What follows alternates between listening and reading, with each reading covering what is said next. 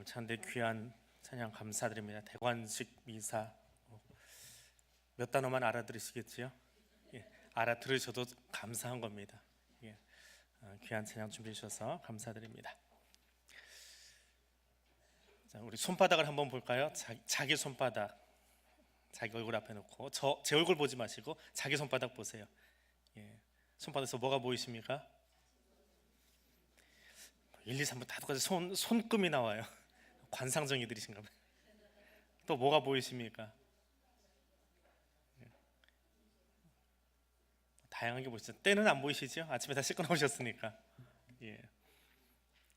불그스름한 게 혈관들이 지나가고 있고, 오늘 아침부터 수고를 참 많이 했습니다. 밤새 기름기 흐르던 얼굴 닦아주고, 또 화장품 발라주고, 옷 입혀주고,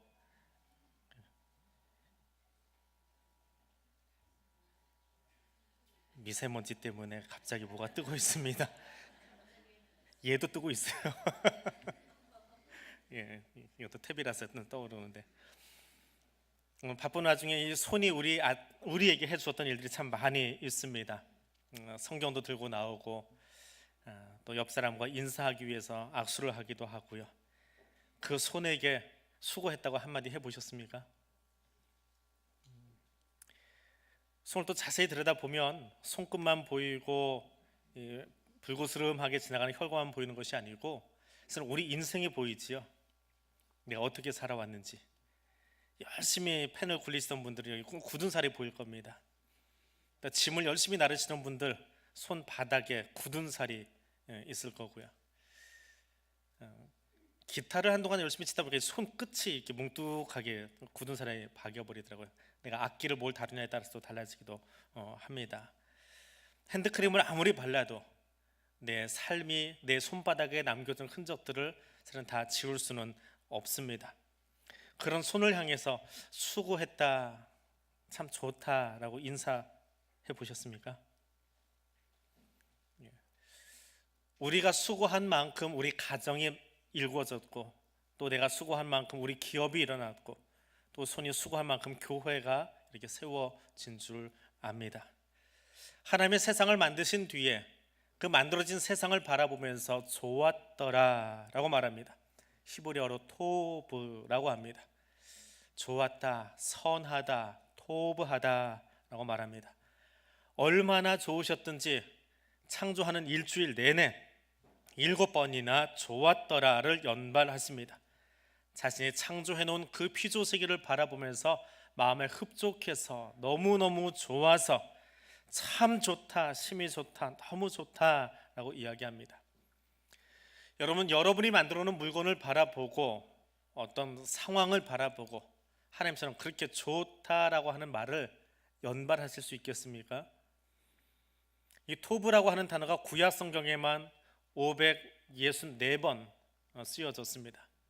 아주 많이 쓰여졌지요. 창세기에서는 좋다라는 단어로 번역을 합니다. 그런데 다른 성경에 가면 완벽하다, 아름답다, 행복 혹은 은총 그런 단어들로도 번역을 합니다. 히브리어는 물론 다 똑같이 토브이지만 우리말로 번역을 할 때는 이런 다양한 번역을 가져옵니다. 번역이 잘못된 것은 아니고 토브라고 하는 단어가 그만큼 많은 의미를 함축적으로 가지고 있더라라고 하는 것입니다. 하나님께서 원하시는 곳 그 상황에 사람이 놓이거나 역사가 펼쳐지거나 혹은 환경이 펼쳐지고 나면 하나님이 그 모습을 바라보시면서 내가 원하는 질서대로 이것이 흘러가고 있구나 라고 말씀하시는 것이 토브라고 하는 것입니다. 그것은 하나님 입장에서 좋은 것이고 위대한 것이고 놀라운 것이고 완벽한 것입니다. 요즘은 이사를 하면 우리 옛 어르신들처럼 리어카에다 다 실어가지고 직접 끌고 가서 짐을 부리지 않고 아주 고급 이사를 보면 아침에 나가면서 이사심센터에 키를 맡겨놓고 그냥 가버립니다. 그럼 키를 받은 직원들이 와서 집을 한번 다 찍어요. 이사 가기 전 집을 찍고 짐을 다 옮깁니다. 옮겨놓고 도착한 다음에 그 집을 또 찍어요. 그래서 2장의 사진을 이렇게 쭉 늘어놓습니다. 테이블에 여기 컵이 있었는데 여기 그대로 갖다 놓았습니다 라고 하는 거예요. 그렇게 갖다 놓고 직장으로 가서 그 키를 건네줍니다. 새로 들어간 집의 키입니다. 그 집에 가보면 먼저 있던 그 도구들이 그대로 책상 위에, 과자를 먹고 있었으면 그대로 과자도 테이블 위에 올려놓으면서 이사를 하는 아주 고급 이사가 있습니다. 편하겠지요. 예. 또 예전에 있었던 그 모습이 그대로 그 다음 공간으로 연결되니까 말입니다. 시집간 딸이 잘 살고 있는지 친정엄마가 궁금했습니다. 그래서 딸의 집을 방문을 합니다. 딸은 사위하고 같이 다 맞벌이 하느라고 나가 있고요. 집은 텅 비어 있는데 이곳저곳 엄마가 청소도 해주고, 또 일 열심히 하고 돌아온 딸이 저녁 식사를 할 수 있도록 밥을 지어놓고, 그리고 편지한장 써놓고 나왔습니다. 딸이 집에 가니까 얼마나 행복해요. 엄마가 해준, 친정엄마가 해준 그 맛있는 밥을 먹고, 근데 설거지를 하고 내일 아침은 또 준비해야 되잖아요. 같이 나가야 되니까. 음식을 준비하려고 하는데 칼이 없어졌습니다. 새로 산 칼인데 어디로 간지 안 보여요. 엄마가 가져갔을 리는 없고, 열심히 찾다 엄마한테 전화를 했습니다. 엄마, 혹시 칼 봤어요? 늘 쓰던 자리에다 놓아두었는데 아무리 봐도 없어요. 어디다 두신 거예요? 쓰던 자리, 거기가 어딘데요? 도마 뒤에. 딸이 끓으면서 이게 속으로 그럽니다. 나는 싱크대 아래다 두는데. 어디가 좋은 자리예요? 내가 쓰던 자리, 내가 원하는 자리가 좋은 자리지요. 가장 좋다라고 하는, 토브라고 하는 것은 주인이 원하는 자리에, 그 편안한 위치에 놓여 있는 것을 말합니다. 친정 엄마가 보기에 좋은 것이 아니라 살림하고 있는 세대기 쓰기에 좋은 위치가 가장 토브한 거예요. 마찬가지로 하나님께서 빛과 바다와 육지와 그 안에 속한 모든 것을 다 만들어 놓고 좋다라고 하실 때에는 내가 원하던 그 위치에 모든 피조물들이 자리 잡고 있는 것을 바라보면서 좋다라고 말하는 것입니다. 하나님이 원하시는 위치에 피조물이 놓여 있는 것, 그것이 최고로 아름다운 것이고 가장 좋은 것입니다. 하나님의 그 모든 것을 만드시고 제 위치에 있게 하시고 그곳에 사람을 만드셔서 동산 가운데로 이끌어 오셨습니다. 최고의 신혼집을 만든 뒤에 그곳에 아담과 하와를 있게 하셨다는 이야기입니다. 그 피조세계는 하나님이 보시기에도 토브한 세상, 서프라이즈한 세상이었습니다. 아담과 하와는 그 서프라이즈한 세상을 만들기 위해서 수고한 것, 노력한 것 아무것도 없습니다. 그냥 하나님의 그 모든 것을 다 만들어서 장만해 주셨습니다. 여기서 아담과 하와가 할 수 있는 일은 무엇일까요? 내게 주신 이 피조 세계를 바라보면서 내가 할 수 있는 일은 무엇일까요? 여러분이 답하십시오. 그런데 아담과 하와는 그 서프라이즈한 세상에서, 에덴에서 하지 말란 것만 골라 했습니다. 우리에게 이렇게 아름다운 교회를 주셨는데 하나님이 원하시는 일만 일어나는 것이 아니라 원치 않는 일도 하더라라고 하는 겁니다. 우리에게 너무 아름다운 가정을 허락해 주셨는데 그 가정을 세우기 위해서 수고하는 일뿐만이 아니라 하나님이 원치 않는 엉뚱한 일들도 그곳에서 하더라라고 하는 것입니다. 하나님 만드신 아름다운 참 좋은 세상, 참 서프라이즈한 세상 속에 살면서 힘들게 사는 이유가 어디에 있습니까? 우리 일상 가운데 답이 없는 이유는 대체 어디에 있습니까? 어떻게 해결해야 될지 모르고 어떻게 헤쳐나가야 될지 모르는 인생을 사는 이유가 어디에 있습니까? 내가 있어야 할 자리는 어디입니까? 답을 한번 해보십시오. 답이 없는 것 같은 세상에 대해서 여러분 나름의 답을 한번 해보십시오. 창조의 목적에 합당하게 있어야 할 그 자리에 있는 것이 정답입니다. 그 자리에 서시기를 바랍니다. 하나님께서 이 모든 것을 다 만드신 뒤에 그곳에 아담과 하와를 있게 하셨습니다. 왜 거기 두셨습니까? 이름 지으라고요? 모든 피조세계 잘 관리하고 운영하라고요? 그것이 아담과 하와를 거기에 두신 이유일까요? 하나님 왜 거기 사람을 두셨습니까? 너무 쉽게 정답 같은 정답 말하지 마십시오. 너희가 먹든지 마시든지 무엇을 하든지 다 하나님 영광을 위하여 하라. 정답이긴 한데 저 답이 만약에 지금 청년부 예배 시간에 저렇게 빨리 떠버리면 청년들 싫어합니다. 근데 어른들은 목사님 빨리 답을 주세요 라고 답을 요청을 합니다.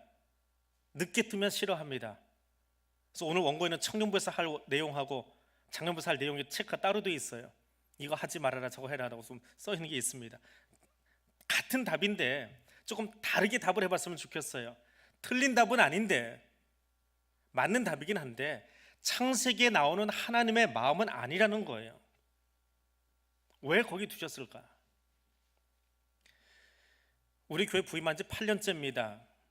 8년 동안 우리 교회 와서 결혼식이 112번 112번 있었습니다. 그 중에 제가 주례한 것만 50번입니다.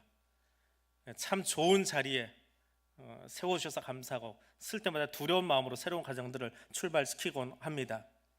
그리고 그렇게 주례를 맡기면서 부모님들이 딸을 위해서 아들을 위해서 준비하는 과정들을 와서 이야기를 해주세요. 8년 전에는 귀에 잘 안 들어왔는데 요즘은 제 귀에 좀 들어와요. 때가 되어 가나 봐요. 뭔 말인지 아시나요? 그래서 그게 좀 귀에 들어오기 시작해요. 아, 이런 걸 준비해야 되는구나. 나도 이제 준비 좀 해야 되겠다.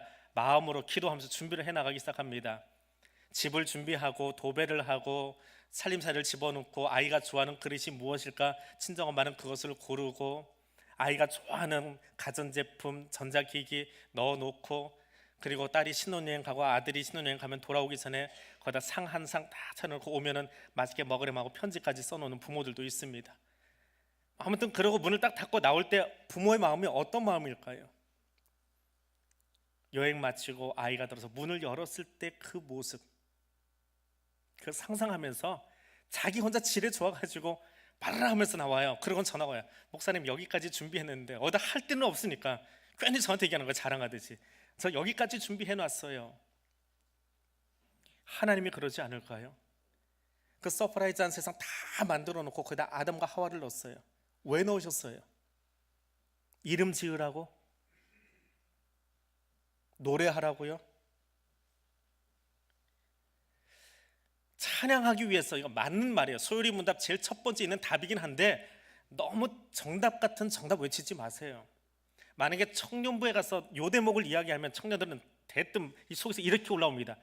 기껏 만들어놓고 날마다 목시도록 노래하라고 우리 만들었어? 따집니다. 그러니까 그런 답 같은 답인데 그게 아니에요. 왜 내가 찬양해야 되는지 이유를 알고 나면 절로 나오는 답인데 그걸 답이라고 가르쳐주지 말란 거예요. 우리 학교 교육을 그렇게 받아서 그래요. 창조된 세계를 바라보면 하나님의 설계도가 얼마나 오묘한지를 찾아보게 됩니다. 과학이 발달하면 발달할수록 야, 하나님 정말 대단하신 분이다 라고 하는 것을 보게 되어집니다. 아까 손바닥 보셨지요? 이 피부라고 하는 것, 피부는 우리 기관 중에 아주 정교한 기관입니다. 제가 얼핏 듣기로는 심장하고 피부는 같은 세포에서 분열돼서 나온 거라고 들었어요. 아무튼 피부 중에는 털이 있는 피부도 있고요, 손등처럼 손바닥처럼 털이 없는 피부도 있습니다. 여기 털이 있으면 이게 잘 안 느껴지겠지요. 우리 집 털이나 여기 털이 있는 거예요. 그런데 이 피부가 털이 있건 없건 간에 얼마나 완벽한 방수포인지 아세요? 요즘 제가 한참 눈독 들이고 있는 게 살까 말까 고민하는 것 중에 하나 스마트워치라는 게 있습니다. 여러 가지 이유로 못 사고 있어요. 재고 있는 중인데 아무튼 그렇게 잘 만들어진 우리나라 S기업하고 미국의 A기업이 만들어놨는데 그 좋은 게 손목에다 차고 50m를 들어서 수영을 해도 물이 안 들어간대요. 방수가 잘 돼 있죠. 그런데 단서 조항이 하나 있습니다. 다이빙 하지 마세요. 다이빙을 하면 갑자기 압력이 세지면서 물이 쑥 들어가 버린대요. 그런데 이 방수포는요, 더 높은 데서 뛰어내려도 피부를 뚫고 물이 들어가서 장기 속으로 들어가는 법은 없습니다. 얼마나 잘 만드셨어요? S기업, A기업 지금까지 노력해도 이런 방수제 못 만듭니다. 그런 것만 만드셨습니까? 몸 안에는 얼마나 기묘한 걸 만드셨는지요. 그럼 추운 겨울이 되어지면 내복 입고 외투 입고 거기다가 점퍼 입고 그러고 집에다가 불 켜고 그러고 사시지요. 그럼 요만한 곤충들은 겨울을 어떻게 날까요? 따뜻한 곳을 향해서 날아가는 곤충도 있습니다. 어떤 곤충은 땅을 파고 들어가서 지열을 느끼면서 동면 상태에 들어갔다가 봄이 되면 올라오는 곤충도 있습니다. 그런데 북극에 가면 북극 딱정벌레라고 하는 벌레가 있는데, 곤충인데, 이 녀석은요 몸 안에, 피 안에 부동액이 들어가 있어요. 아무리 좋은 고급 자동차도 겨울에 몰고 다니려면 부동액을 날마다, 그러니까 새해 새로 한 번씩 넣어줘야 됩니다. 그런데 이 북극 딱정벌레의 피 안에는 하나님이 태어날 때부터 부동액을 넣어 놓으셨어요. 그러니까 따뜻한 곳 찾아갈 필요도 없고 땅속으로 들어갈 필요도 없어요. 북극에서 그냥 삽니다. 그런데 동사하지 않아요. 이게 하나님의 창조 모습이에요. 하나님이 그렇게 놀라운 세계를 만드셨습니다. 그 모든 것을 만드신 뒤에 거기에 아담과 하와를 넣어 놓으신 이유가 무엇일까요? 단지 찬양하기 위해서라고 너무 쉽게 답을 내려버리면 억울해요. 토부, 좋다, 이 모든 걸 만들고 아담과 하와를 넣기 전에 하나님이 이미 마음에 좋다라고 말씀하고 계십니다. 이 단어를 성경의 다른 곳, 창세기가 아닌 다른 곳을 찾아가니까 신명기에서는 행복을 위하여, 또 28장에 가니까 복 주시기를 위하여, 사무엘서에 가니까 은총이라고 하는 단어로, 시편 16편에 가니까 나의 복이 주밖에 없습니다. 23편에서는 주의 선하심이 나를 인도하십니다. 25편에서는 평안을 위하여, 63편에서는 주의 인자가 생명보다 나음으로. 이 단어들이 다 토부예요. 그러니까 토부라는 단어만 열심히 찾아다녀 보아도 하나님의 마음이 어떤 것인지를 우리가 충분히 느낄 수 있어요. 그리고 그 단어를 다 찾아서 다시 들여다 보니까 하나님의 의지대로 창조된 세상 속에 아담과 하와를 넣어 놓으신 이유는 마치 신혼집을 장만해 놓고 신혼여행 다녀온 내 아들과 딸이, 며느리와 사위가 그 집에 들어가서 뭐 하라고요? 맛있는 거 먹는 거 한 번이요? 행복하라고요. 거기서 행복하게 살고 싶어서 그 집 만들고 있잖아요. 하나님이 이 자연을, 이 교회를, 우리 가정을 내게 주신 이유는 거기서 행복하라고 주신 거예요. 오늘 하라고 먹고 살기 위해서 주신 것이 아니라 행복하라고 주신 거예요. 그리고 행복을 만끽한 사람은 저절로, 억지로 찬양해 하는 것이 아니라 저절로 그 행복한 마음으로 주님을 향하여 찬양할 수 있게 되어지는 것입니다. 왜 우리를 하나님의 창조하신 곳 안에 넣으셨다고요? 행복하게 살라고요. 행복한 인생 되시기를 바랍니다. 좋다라고 하는, 토브라고 하는 이 단어는 그 안에 숨은 뜻이 하나 담겨 있습니다. 성경에 이렇게 번역해 놓은 것은 없어요. 그런데 토브라고 하는 히브리어는, 그러니까 히브리어 자체가 그래요. 워낙에 의미가 많습니다. 그 의미를 우리말로 여러 가지로 번역을 하는데 한 가지 의미가 더 숨어 있어요. 그게 뭐냐 하면 유쾌하다라고 하는 거예요. 좋다라고 하는 감정 안에는, 세상을 보고 와 좋다, 내가 잘 만들었지 하는 그 단어 안에, 좋다 하는 그 이면에는 유쾌함이라는 게 있습니다. 하나님이 자신이 만든 그 빛이 땅을 비추고 그 빛을 받은 채소와 풀들이 자라나고 별들이 반짝이는 모습을 보면서 좋다라고 할 때 마음이 어떠실까요? 빛과 어둠이 나누어지고 바다에 고기가 뛰어놀고 공중에 새가 날아다니는 그 모습을 바라보면서 하나님의 마음이 어떠실까요? 좋다, 너무 좋다, 너무 좋아서 속에서 기쁜 마음, 유쾌한 마음이 올라와요. 여러분, 기분 좋으면 어떻게 하세요? 찬양을 하는데 그냥 넉넉히 하지 말라고 그랬지요. 하나하나 짚으면서, 찬양 헌신 예배 나오신 분들 숙제하세요. 3부대 갑자기 생각이 나네요. 숙제하세요. 시원찬양대 숙제하세요. 시원찬양대에서 3명가밖에 안 보냈습니다. 아무튼 숙제하세요. 아무튼 하나님이 주신, 만드신 그것을 하나님이 바라보면서 유쾌해요. 그럼 어떻게 할까요? 찬양을 하는데 그 찬양의 가사를 하나하나 짚다 보니까 너무 좋아요. 저절로 손이 올라오고 주위에 누가 뭐라고 하든지 이랬어 춤추지 않겠어요? 그게 유쾌함이에요. 하나님의 세상을 만드시고 좋다라고 할 때에 그 안에서 유쾌한 감정이 올라오면서 춤을 추고 싶어요. 그래서 사자한테 찾아갔대요. 그런데 한국의 리듬하고 미국의 리듬이 다르듯이, 우리의 장단과 중국의 장단이 다르듯이 하나님이 춤을 추고 싶은데 사자의 장단이 나하고 장단이 안 맞아요. 기린의 장단이 나하고 안 맞아요. 그래서 하나님 뭘 만드셨어요? 사람을 만드셨어요. 왜? 나와 장단을 맞추기 위해서 내 이미지로 내 형상을 가진 한 존재를 만드셨어요. 왜 그렇게 만드셨어요? 나와 같이 춤추고 싶어서. 내 흥을 알고 내 마음을 알고 내 유쾌함을 알고 내 즐거움을 이해하는 한 존재를 만들어서 그와 더불어서 춤추고 싶어서 만든 것이 사람이라는 거예요. 하나님의 형상을 꼭 닮은 존재. 하나님은 춤추시는 하나님이십니다. 하나님이 만든 것을 바라보면서 노래하기를 즐겨하는 하나님이신데 혼자 독창하는 것이 아니라 함께 부르기를 원하시는 하나님이셨어요. 그런데 아담과 하와가 그 에덴에 들어가서 뭘 했습니까? 함께 춤춘 것이 아니라 하나님이 싫어하는 일, 엉뚱한 일을 합니다. 선악과를 따먹어요. 죄로 말미암아 죽게 된 사람들, 죄로 말미암아 고통 가운데 신음하는 그 사람들이 외칩니다. 아이고 죽겠다, 못 살겠다, 못 해먹겠다, 나 못해요, 나는 자격 없어요, 나는 모자라요. 하나님이 그 모습을 보면서 얼마나 안타까워하실까요? 박영선 목사님이라고 계십니다. 그분이 이 대목을 쭉 이야기를 하시다가 이런 문장을 이야기하세요. 그게 가슴에 와서 꽂히더라고요. 그분의 설교 가운데 한 대목입니다. 답이 없는 사람들이 답이 없는 현실 속에 사는 모습을 보면서 안타까워하시면서 답이 없는 사랑을 펼치시는 분이 하나님이시다. 답이 없는 인생을 살고 있습니다. 우리가 사는 세상에 답이 없는 현실이기 때문에. 근데 하나님도 우리를 사랑하시는데 답이 없는 사랑을 하신대요. 남들이 보면 정말 이상한 사랑, 자기 아들을 이 땅에 보내셔서 십자가에 죽게 하신 그 사랑. 왜? 그 사랑을 해야 답이 없는 인간들이 답을 제공받고 살아갈 수 있기 때문에.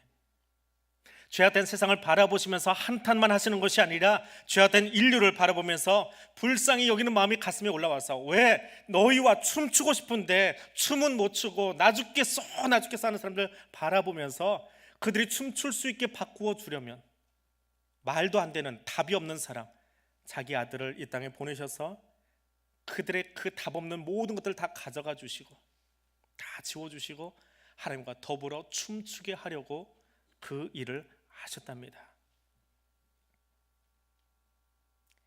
사방으로 우겨쌈을 당하고 아들이 아버지를 치러 오는 말도 안 되는 현실을 다윗이 직면합니다. 세상이 아버지 편, 아들 편 나뉘어서 싸우고 있는 정말 말도 안 되는 현실을 다윗이 직면합니다. 다른 이들은 평생에 한 번도 겪지 않을 일을 다윗은 오늘 아들과 전쟁을 벌이면서 경험하고 있습니다. 그때 다윗이 노래합니다. 천만인이 나를 애워싸 진친다 해도 나는 두려워하지 아니하리이다. 말도 안 되는 현실 속에서, 답이 제공되지 않는 그 현실 속에서 다윗은 어떻게 저 찬양을 할 수 있었을까요? 하나님을 만났기 때문에 그렇습니다. 하나님의 도우심을 바라보았기 때문에 그렇습니다. 세상에 감당할 수 없는 새 힘을 자신의 왕권이 아니라 하나님의 왕권 가운데서 바라보고 만난 다윗은 말도 안 되는 상황 속에서 말도 안 되는 찬송을 부르며 말도 안 되는 춤을 하나님과 함께 더불어 추기 시작합니다. 그것이 그리스도인입니다. 이해되는 세상을 사는 것이 아니라 이해되지 않는 세상 속에 살고 있지만 하나님이 주시는 이해할 수 없는, 감당할 수 없는 은총을 받았기에 그 은총으로 하나님을 향하여 찬송하는 존재가 그리스도인임을 기억하며 살아가는 사람 되시기를 바랍니다. 기도하겠습니다. 믿음의 주여, 온전케 하시는 하나님, 창조의 기쁨을 오늘 우리에게 다시 알려주심을 감사합니다. 오늘 내가 있어야 할 자리를 마땅히 알게 하옵소서. 오늘 행복한 삶을 살기 원하시는 하나님의 심장 소리를 듣게 하옵소서.